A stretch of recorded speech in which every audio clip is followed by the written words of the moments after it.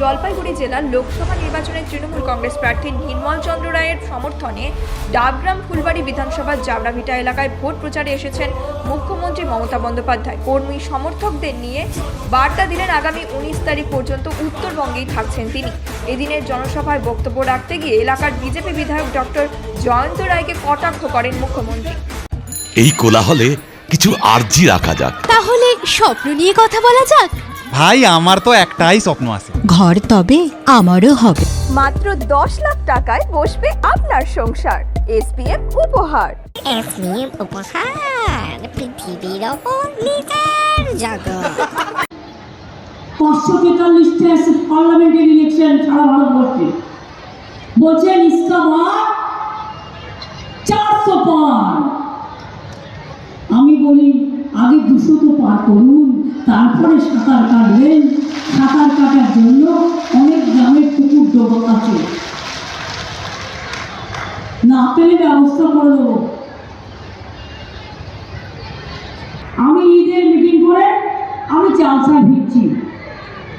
আমাদের সবার প্রিয়, আমাদের তৃণমূল কংগ্রেসের সর্বভারতীয় সভানেত্রী তথা আমাদের পশ্চিমবাংলার মুখ্যমন্ত্রী শ্রদ্ধেয় দিদি মমতা ব্যানার্জি রয়েছে। মাননীয় সরকারের মুখ্যমন্ত্রীর স্বপ্নের খোঁজে ভোরের আলো গাজল দেওয়া 3,500 কোটি টাকা ব্যয়ে ভোরের আলো।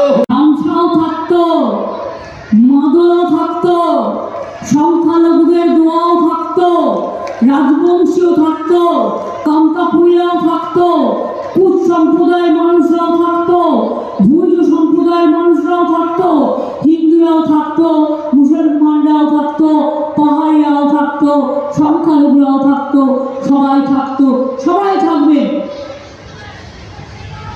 মিছিলটা 2টোর সময় টাইম দেওয়া হয়েছে। ময়নাগুড়ি থেকে ফিরে এসে আমি ওটা করবো, তারপরে আমি এখানেই থাকবো, এখন আমি যাচ্ছি না। 17 তারিখে আমি এখান থেকে আসাম যাব। আমরা আসামে 4টে সিটে কন্টেস্ট করছি, কারণ এনআরসি কেয়ার নিয়ে যখন আন্দোলন হয় আসামবাসীদের পাশে আমরা ছিলাম।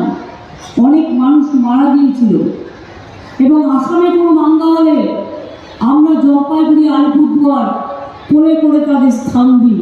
এটা আজকে নয়, চিরকাল। আমি নিজেও অনেকবার এসেছি এবং দেখেছি। ফুলবাড়ি থেকে গৌতম সিংহের রিপোর্ট, নিউজ মেট্রো।